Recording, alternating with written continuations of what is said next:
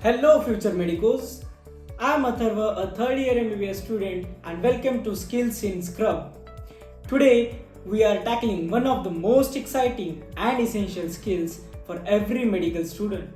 You guessed it right, it's suturing. As future doctors, suturing is a skill you will need whether you are closing a laceration in the ER or assisting in a surgery.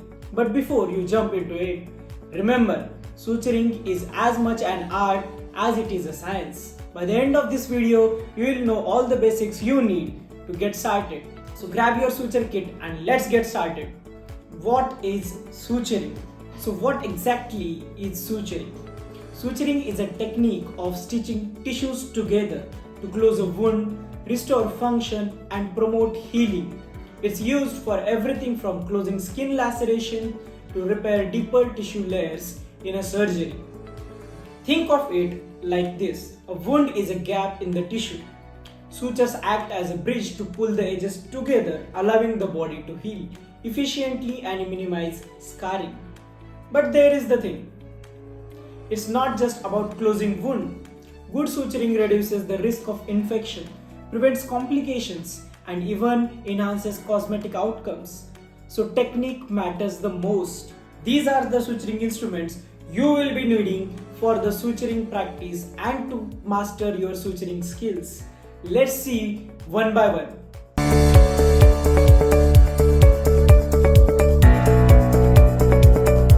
Today, you will be learning about all the instruments that you need to know for taking a proper and a clean suture. Let's begin our today's session by the first instrument, that is a needle holder. The blades of the needle holder are smaller in comparison to the shaft of the instrument. There are crisscross serrations in the blade and there is a longitudinal groove in the center of the crisscross serrations, which allows firm grip to hold the needle. However, the groove of the needle not to be there in all needle holders. The blades of the needle holders may be fine or heavy. The needle holders with fine blades are used to hold finer needles. The small size needle holders are used for suturing on the surface. The needle holder has two blades, a boxed joint, two shafts, a ridge and holes for finger. The ridge has three steps. First is for catch, the second one is for clamp and third one is for crushing. Did you heard it? So let's begin our session by how to hold a needle holder. First you will put your thumb in one of the hole. Then secondly you will put your ring finger in another hole. Your middle finger will be supporting the needle holder's shaft and your index finger will be guiding your needle holder throughout the suturing. Going further, we have the second thing that is necessary for a suture, and that is a needle. A needle has an eye. This is known as the eye of the needle, where the suturing thread will go in. The needle is a curved tip which is sharp. Now the needle can be of different types. The needle can be curved, the needle can be straight, the needle can be of various types. Now, what's the use of a needle? The needle will be guiding the thread throughout the tissue for a suture. Now, let's begin with the suture material. The suture material is of different types. The suture material can be absorbable, can be non-absorbable. There are various types of suture material. You can also see that there are these kinds of suturing materials available. These are sterile suturing materials and used during the operations. But for practice purpose, free needles and suturing material like this can be used only for practice, not for suturing. Next in line we have forceps. There are two types of forceps. There is a tooth forceps that has tooths on each side, and there are untoothed forceps. Tooth forceps are traumatic holders. They are used for holding tissues which do not get harmed while holding, like skin. Whereas to hold viscera or internal organs, you will be needing these types of forceps which are non-traumatic.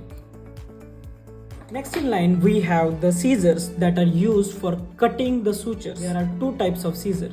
This is a small scissor that has two blades and a screw joint that will help us to cut the suture material. The tissue has healed. The heavy scissor also can be used for cutting the suture material.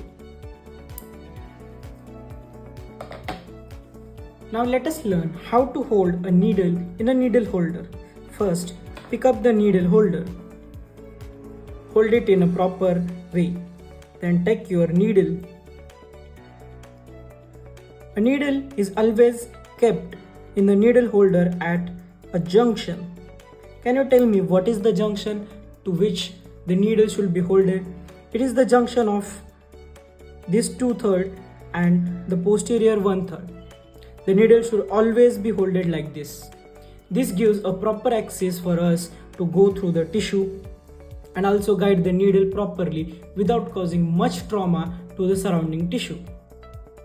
Before we learn about how to suture or the suturing techniques, let's learn about the various suturing techniques.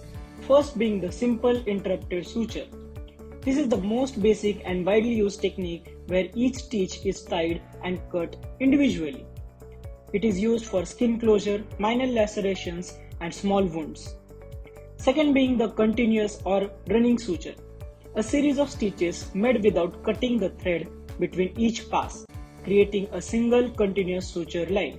It is used for long wounds, surgical incisions, and areas requiring quick closure. Third is a vertical mattress suture, a deeper suture technique that provides excellent tension relief and wound edge eversion in high tension wounds or areas with thick skin, example scalp, palms and soles.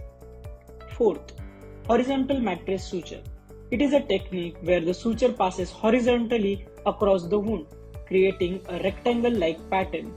It is used for fragile or thin skin, example in elderly patients, areas prone to dehiscence. Fifth being the subcuticular suture, a continuous suture placed just beneath the epidermis, often using absorbable sutures. It is used for cosmetic closures where minimal scarring is desired, example facial wounds or surgical incisions. Sixth, figure of 8 suture, a technique where the suture crosses over itself in a figure of 8. It is used for areas requiring hemostasis such as vascular repairs or bleeding point. We'll be learning about all the suturing techniques in the upcoming videos. If you liked today's video, like, share and subscribe to my channel.